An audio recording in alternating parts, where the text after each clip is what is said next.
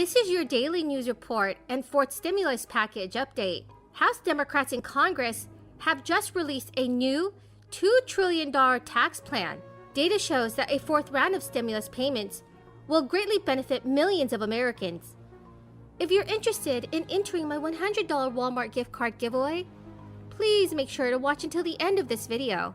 Poverty declined in 2020 by one measure, following large amounts of federal aid enacted due to this crisis, including stimulus checks and enhanced unemployment benefits.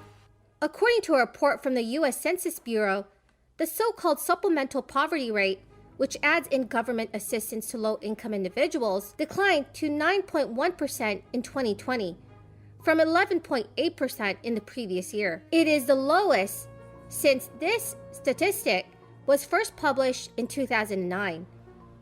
The poverty threshold for a family of four in 2020 was income below $26,496.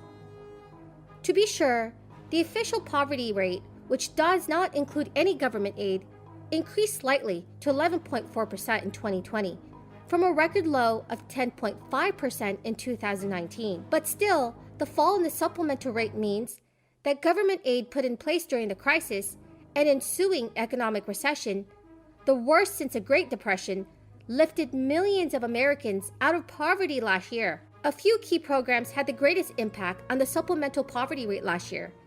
The first two economic impact payments, which included $1,200 stimulus checks to millions of Americans, brought 11.7 million people out of poverty. Expanded unemployment benefits, including programs which recently expired, kept nearly 6 million people from falling into financial hardship. Refundable tax credits kept 5.3 million people out of poverty, and the Supplemental Nutrition Assistance Program, known as SNAP, and free school lunch also positively impacted millions of people who were living at or below the poverty line last year. There may be more aid on the way to help low and middle-income Americans. Congressional Democrats are working to write the details of the $3.5 trillion package that would be the most significant investments in a generation in expanding the social safety net if passed. Let me say for the umpteenth time, going back to discussions about federalizing the way we handle after the 2016, that there is no rational basis for the federal government taking over how we conduct in this country.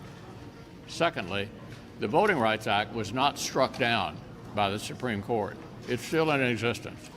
That is one area where the federal government does say you cannot keep people from voting based upon race. Beyond that, this is not something the federal government has historically been involved in, for good reason. Every state conducts differently. You're watching some states pass new laws based upon the experience we had last year during a 100-year. What do all these new laws have in common?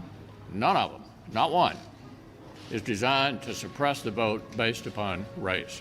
So there is no reason for the federal government to take over how we conduct it. It is a solution in search of a problem, and we will not be supporting that. House Democrats this week are moving forward with their long-awaited plan to raise taxes to help pay for their next big spending package. With more than 40 separate tax increases, collectively worth $2 trillion, it would be the largest package of tax increases in decades, and a test of Democrats' willingness to raise rates. Lawmakers want the money to fund the plans to greatly boost government benefits, from expanding access to pre-K programs to beefing up Medicare, though Democrats remain at odds over the plan's total size, with Senator Joe Manchin of West Virginia balking at designs to spend $3.5 trillion. Right now, Democrats are to move the plan through the House, with the House Ways and Means Committee taking it up Monday and Tuesday. Speaker Nancy Pelosi plans to have it approved and out of the House by the end of this month.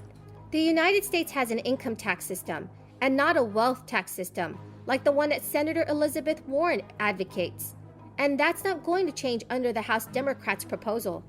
With only a tiny majority in the chamber and at the mercy of their moderates, Democrats are focused on raising existing income taxes on the rich, rather than more controversial proposals to go after the accumulated wealth. Republicans famously slashed the corporate rate to 21% from 35% as part of the Tax Cuts and Jobs Act, but they also simultaneously created new taxes on big companies' overseas earnings. The net effect was that big business received a projected $330 billion tax cut, according to Congress's nonpartisan scorekeepers.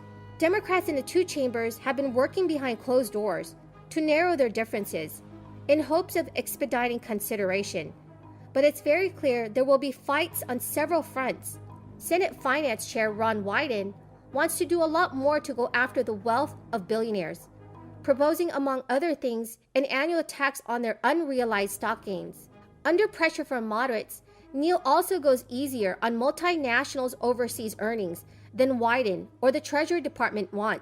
Many of Neal's colleagues in the House are unhappy with the administration's proposal to raise taxes on U.S. multinationals by more than what it is asking of other countries to do as part of a push for a global minimum tax.